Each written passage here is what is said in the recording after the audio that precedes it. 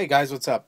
Tonight I want to take a look at the Umnumzaan on the inside and show you how beefy this pivot is and stuff, and kind of in relations to, just because it's a Chris Reeve, to the Sebenza. Mostly the video will be focused on the Umnum just because it's what I've been carrying and it's so easy to maintain. Same kind of goes with the Sebenza, but the Sebenza seems like it needs a little more attention than the Umnum, where maybe I personally lube this maybe once every 2 weeks. This can go months and months and months and months with no attention whatsoever.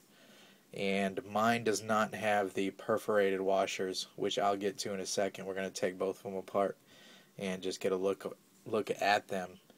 And they kind of are the same knives because they're both titanium, both S30V and all that.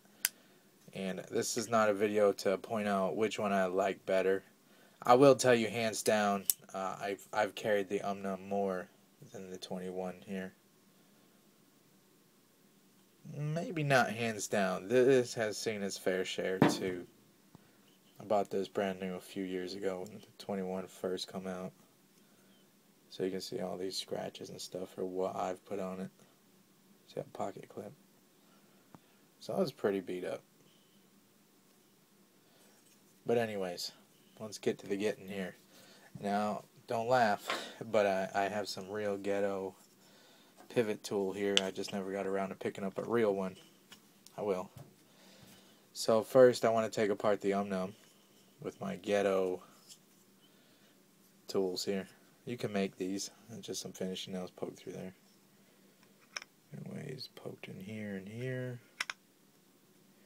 I have not taken this apart, I don't think, since I did that sand testing. See, it's real easy here.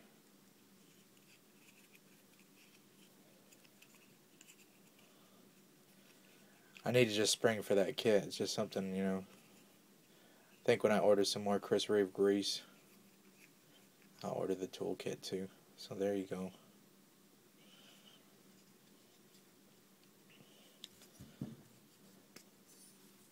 That's another thing.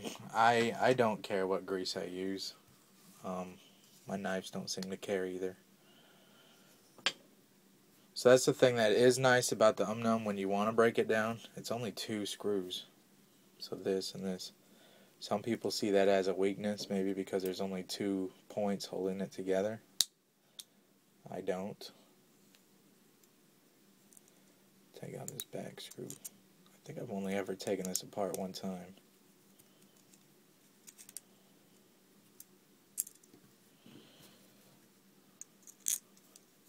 It's really hard to do this on camera and try to keep everything in frame.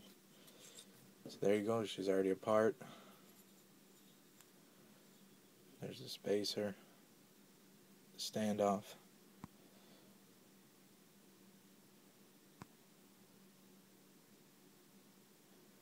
Pretty dirty. See where I've been washing it. I believe that's the code 09. So this is one of the first ones that come out.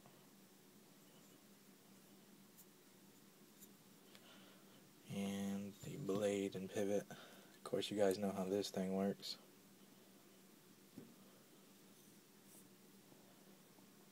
Wow, that is dirty. I hadn't looked at it because I've been looking through the camera, so I'm seeing it for the first time here. It's pretty smooth too. So that's that perforated washers. It kind of holds that grease in there, although it looks dissipated now. There's still enough on there, I guess, to actually be smooth. No sand or lint or anything.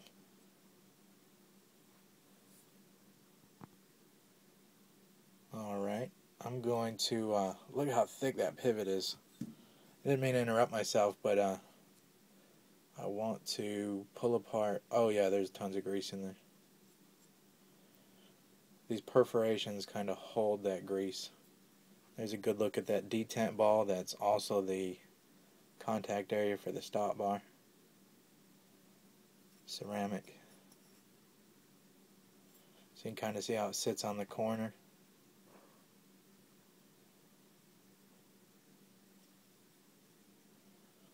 Cool. Alright. Let me show you this pivot and then we'll pull down that Sebenza. That's what I was trying to say.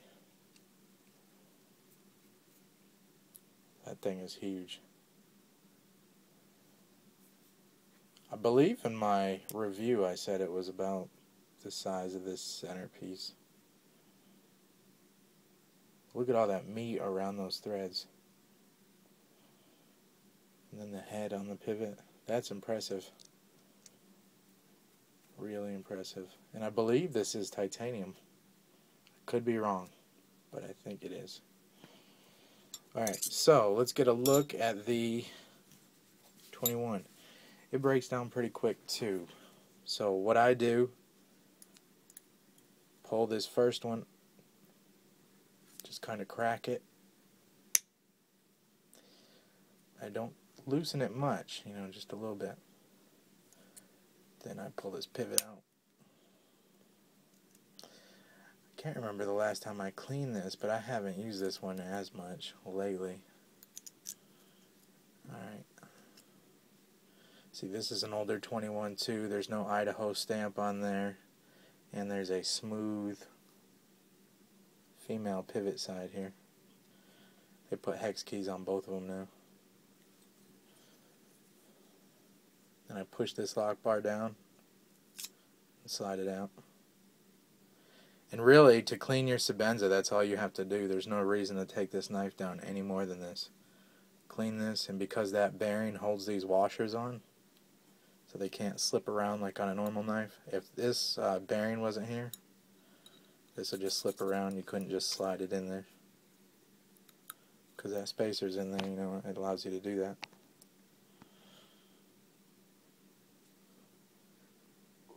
So anyways, I'll break the rest of the knife down just to, you know, see the differences. But you can see that pivot is no larger than the actual standoff screws. And these actually have, well, I'll show you. There's a little piece of titanium that slides over it. So as far as parts go, you can see the Umnum is a much simpler knife. You know, if you like that better or not, I'm not saying whether it's better or worse. For me, I look at it as a plus, you know. Less moving parts, less parts to, I guess, lose, although I've never lost a knife part, you know, but less stuff to go wrong. And I'm kind of a minimalist, you know, so it takes a lot of talent to get something down to just what you need.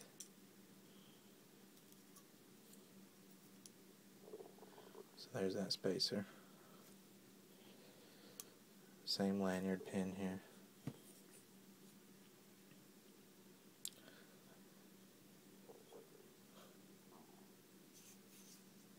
Looks like it's got grease or something inside of it. Yeah, I hadn't taken this apart in a while. Alright, so basically you have it there. This is the Sebenza all apart. You see all these pieces. And then you can see the Umnum. It's just these pieces here. If you can see all that. Well, that's two pieces there. So, anyways, do I feel like the Umnum is a harder use blade than the 21? Probably bench testing and just looking at it, yeah. Real world use, probably not. You know, I've never heard of a pivot breaking on the Sebenza. Not to say it's never happened, you know. Chris Reeve could maybe tell you that. But that's the pivot that goes around the bushing. Oh, what's this one? You know, this sits like this.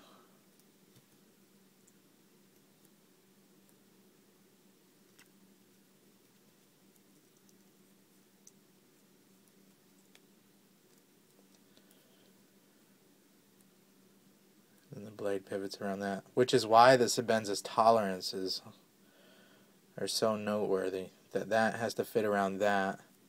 This then has to fit inside the blade,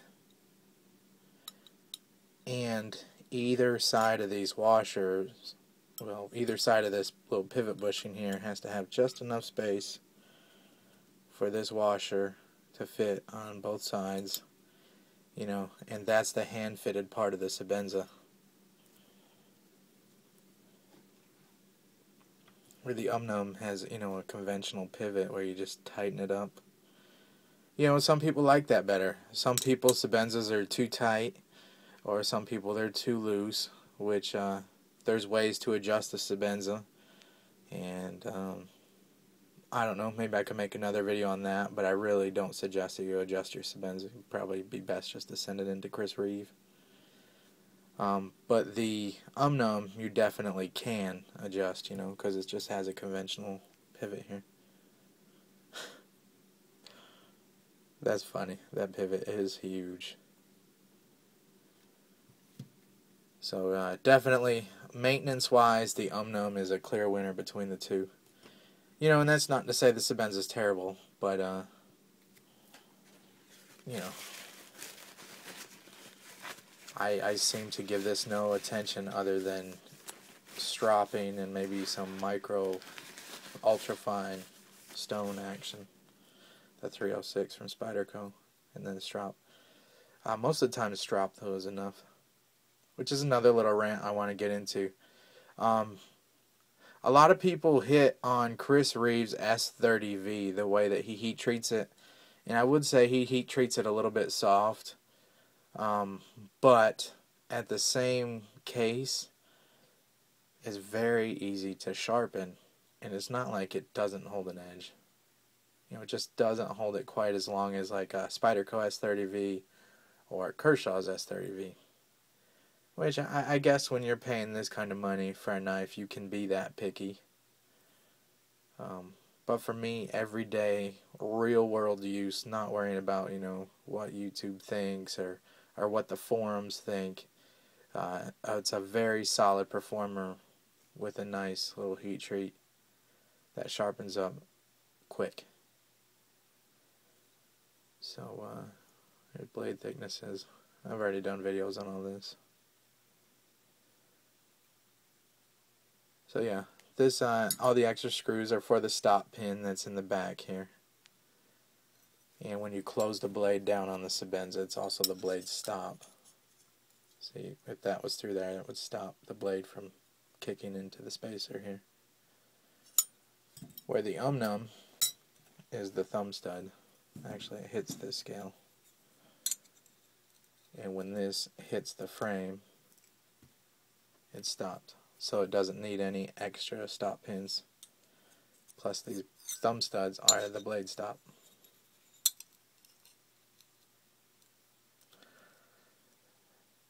So anyways, I guess while I'm looking at it here, one other quick little feature of the Umnum that I don't ever see practical for me, or at least I hope it would never be practical, is this window breaker here. I believe Orimoto, I don't know how to say his name, did a window break test with this, and it did work. So I guess it's as advertised. Just I hope I'm never put in that position where I'd have to break a window. So yeah, I guess though, the titanium on this, 21, if you could hit at that point, would do it. Maybe, I don't know. I don't know. Alright, I think I'm done rambling here. That pivot is crazy. Look at that beefy. Alright guys, I'm out of here. See ya.